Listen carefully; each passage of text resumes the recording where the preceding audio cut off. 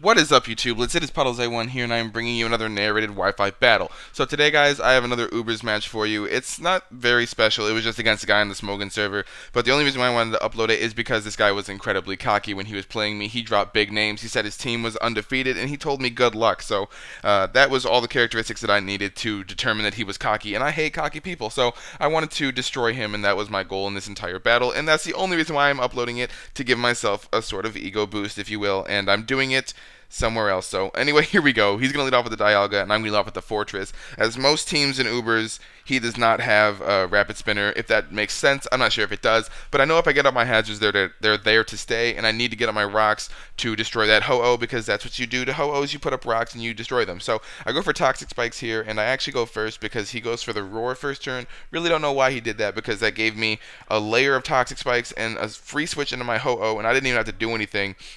And I do pack the Sacred Fire, and I'm going to go for it because every Ho-Oh has Sacred Fire. And it does over half, and it's going to bring him down like almost to take him out, but I get a crit. And I did the calc stuff to see if the crit mattered, and it does, because max HP, max defense Dialga doesn't even take half from a crit Sacred Fire from a Ho-Oh that's not invested in attack. And I'm pretty sure that I'm not invested in attack. I'm not entirely sure, but whatever. I'm going to go for the Sacred Fire here as he decides to go into his Groudon after setting up rocks with his Dialga. And he sets up the Sun for me to boost my Sacred Flare, which is really nice of him. And after the Sacred Flare, it's going to do about half, and then the poison damage is going to take him past half. So I know if I went for another one, I could definitely take it out. But I don't want to risk the speed tie, because I know I don't run any speed investment. I'm not sure if he does, and if he runs any, he will outspeed me and take me out with a Stone Edge. So I'm going to go into my Groudon to take the hit, because that's what Groudon does. He sponges hits like a monster, because he looks like a monster, and he takes the hits, and that's what happens. So I get to set up my own rocks here, because he doesn't have a spinner, like I always say, and I'm just going to try and I don't know. I just want to bring in my rock stuff guy and then phase things out. And he's really pointless at this point, so I just want to leave him in and die. So he does go into his Ho-Oh here as I set up the rocks. And I don't know what kind of Ho-Oh this is. I was thinking that it's the same variant as mine, just because, I don't know, maybe it was shiny, or maybe I just think all Ho-Ohs are the same as mine. So on this turn, I'm going to go for the Dragon Tail as he goes for the Earthquake, and I was thinking, okay, he probably runs Earthquake over sub, because some people like to do that to get more coverage, but, it's just personal preference. So I go for the Dragon Tail, and I miss, and then on this turn, he's actually going to switch out and go into the Arceus, and at the time when he went to Arceus, I was like, I have no idea what kind of Arceus this is, and it really scared me, because I thought it could run Train on my team, but then I saw the Stealth Rock damage, so I was like, oh, okay, this thing's fire, it's not going to do much, because, I do have the Dragon Tail, and he does take 25% from the rocks, and then I phase him out into Dialga here. So I really don't know why he went into Arceus, because I was going to phase him out whatever he was doing. So he actually should have just went into Dialga here to take the hit and the rocks, and just get phased out into something else without taking residual damage from a Dragon Tail. So this Dialga really is pointless at this point, and I know that from the damage that the Sacred Fire did, that I could even if it was a crit, I could probably take it out with the super effective Earthquake, and I do. He was at a low range, so I'm not sure if that really had anything to do with it, but I do take him out. And this is where this is a point in the battle when in the chat he got really cocky, and it made me really upset. So the reason why I set up Toxic Spikes over Spikes was because of this Mewtwo, and if it was a Life Orb Mewtwo, then the Toxic Spikes would help me get residual damage, and if it was a Leftovers Mewtwo, then it would help me cancel out his Leftovers. So I see the Ice Beam, it's going to take out my Groudon, and this is the moment of truth. He's either Leftovers or Life Orb, and it turns out he's Life Orb, so that helps me out greatly, because now he's going to be taking, I believe, 22% every turn that he attacks me. So I'm going to go into my Fortress here, thinking that I could just go and lay up a Stealth Rock, or not Stealth Rock, lay up some Spikes or Rapid Spin, forgetting that I didn't have my Sturdy because he had his rocks up.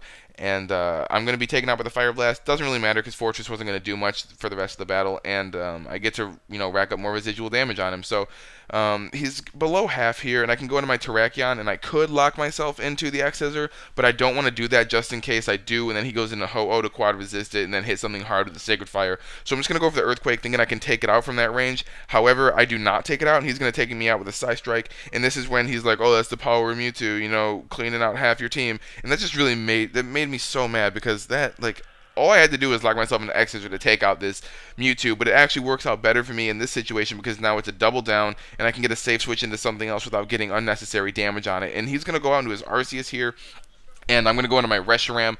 Now, I'm not too sure what this Arceus is going to do to me, but I know it can't really do much, because I do resist the, I quad resist, actually, the Stab Judgment or whatever he has, and he actually goes for the Thunderbolt. Pretty sure I resist that too, and I can just go for Blue Flare and take it out, because I'm Sun Boosted, I'm modest, and I'm, Reshiram. So that's easily going to take it out, and I think he's going to go into his Ho-Oh here, and yeah, he does go into his Ho-Oh.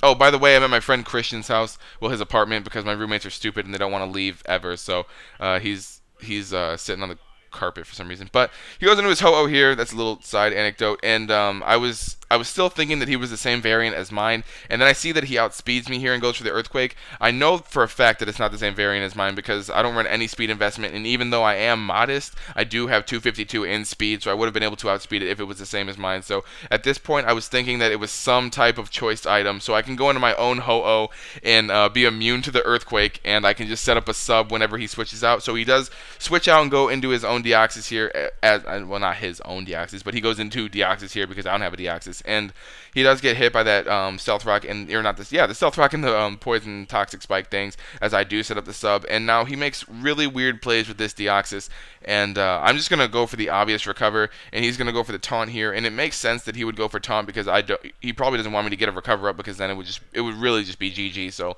what I probably should have done here was predicted the taunt because it was pretty obvious, and I could have just gone for the Sacred Fire to take this thing out, and it would have been a lot shorter of a battle, but I don't do that because I wanted to be safe just in case, so you never know.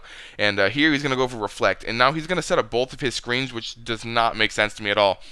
All he has left is this frail Deoxys, the Ho-Oh, and the Groudon, and the Groudon's at like 35% of his health, and this Deoxys is going to die to another Sacred Fire.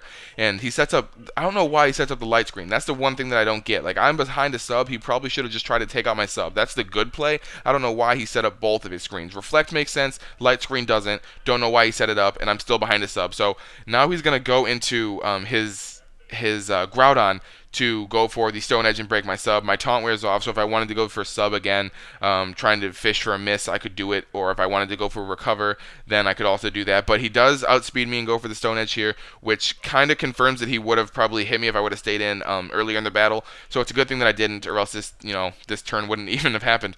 And so I do go for the Sacred Fire. It's going to take it out because I know that it's going to do over half because that's how much it did in the beginning of the battle. And now he's going to go into his Ho-Oh, and this is the first time I realized that this Ho-Oh did not have the regenerator. It actually has pressure, and that's why it only has 1 HP here. And I know that I can take whatever it wants to go for, and I can just go for a Brave Bird to take 1% recoil, or not 1%, but 1 damage. And so I just finish it off in style with a Brave Bird, and that's about it. So good game, lordpoke2. I guess the moral of the story is don't be cocky or else I will kill you. And that's kind of what's the word that I'm looking for here, Christian? Okay, he doesn't know. But I guess I shouldn't be cocky with my gameplay style because it comes off weird. I'm not sure what the word is, but if you hypocritical. There it is. Thank you, Christian. It's very hypocritical for me to upload this, and it seems that I'm cocky when I was telling him not to be cocky, but I'm not trying to be that way. Whatever. Anyway, if you guys click from the Dialgo all the way to the Mewtwo, instead of taking you to Lordpoke's channel, it'll take you to Trainer Cool T's new channel because his old one got deleted, and you guys can go ahead and watch his video and subscribe to him if you're already subscribed to him. Click the Reshiram to see my last video. Click the Fortress to see my next one when I upload it. Follow me on Twitter. Follow me on Tumblr. Add me on Skype. Follow me on Instagram if you guys want, but don't follow me on Instagram. PuddlesA1 is the name throughout all that. Thank you guys for watching. Peace, love, and later, Gators.